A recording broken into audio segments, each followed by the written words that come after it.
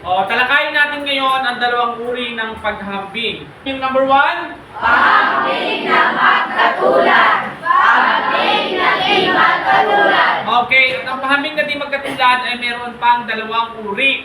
Meron tayong Palamang. Sahol. okay, so bigyan natin ng pagkakaiba at linaw ang dalawang uri ng paghahambing.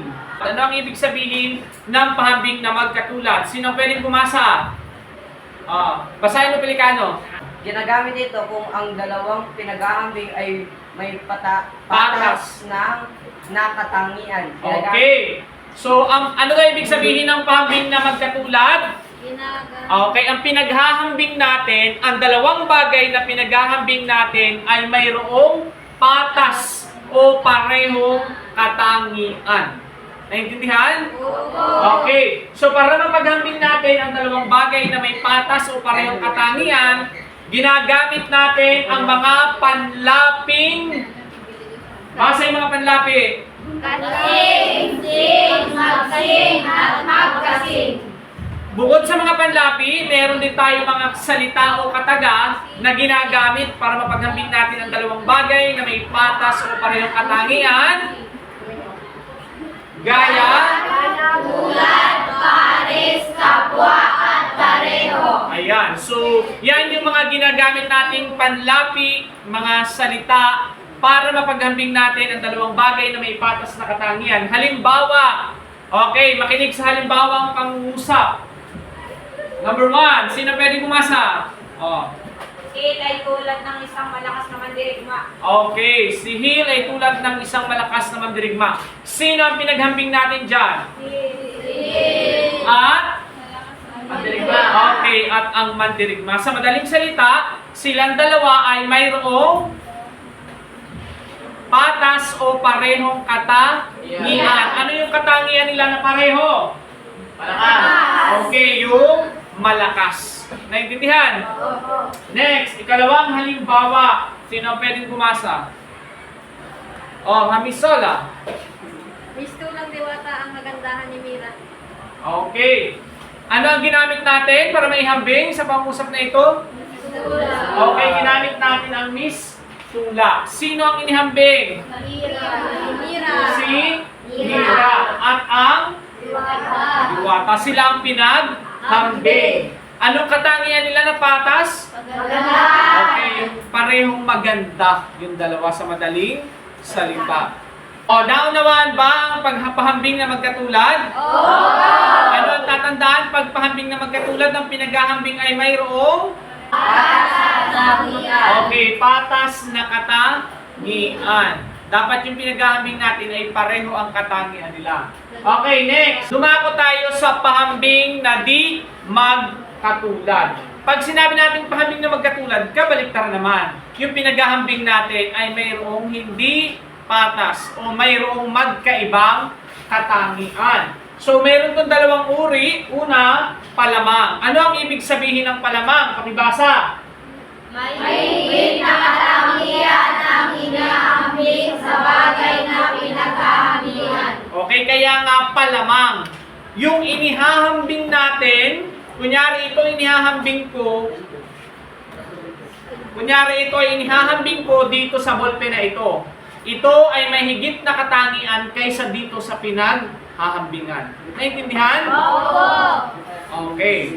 So halimbawa, ginagamit natin para may hambing natin yung dalawang bagay na may magkaibang katangian, ginagamitan natin ng mga Higit, lalo, mas, ihamak, labis. ayan. So yan yung ginagamit natin para mapaghambing natin yung dalawang bagay na may magkaibang katangian.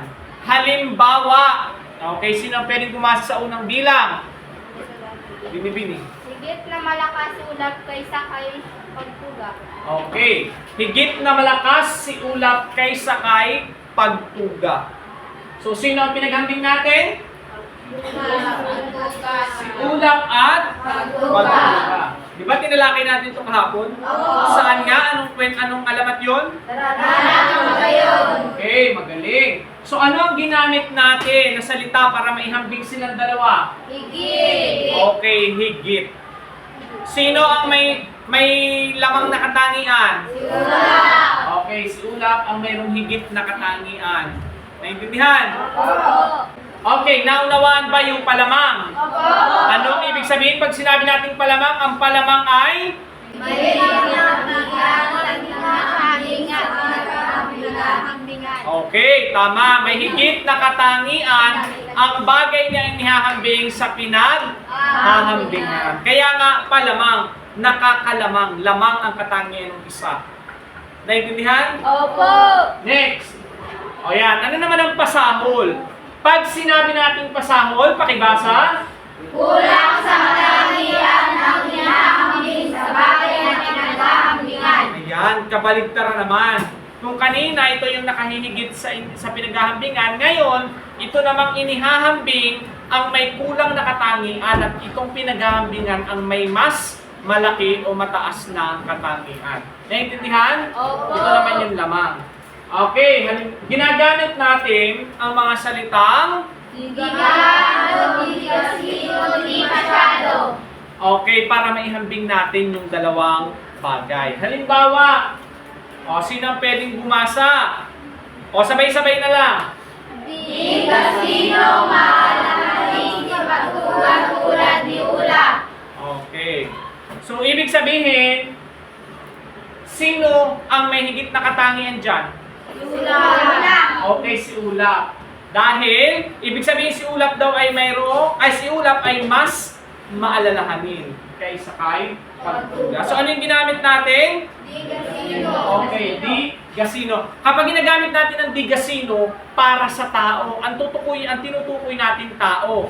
Pero kapag ang ginamit natin ay di gaano, tingnan niyo yung number 3, di gaano, ang tinutukoy natin ay bagay o kaya ay lugar o kaya ay pangyayari. Naintindihan? Magkaiba sila ng gamit. Huwag natin sabihin di gaano maano si pagtuga. Ang di gaano ay sa bagay o lugar, ang di gasino ay sa tao. Okay, naunawaan yung dalawa, yung palamang at pasahol. Ulitin natin, pag sinabi natin pasahol, ang pasahol ay? Kulang sa katangian ng hinahambing sa bagay na pinaghahambingan. Okay, magaling. Naunawaan? Opo.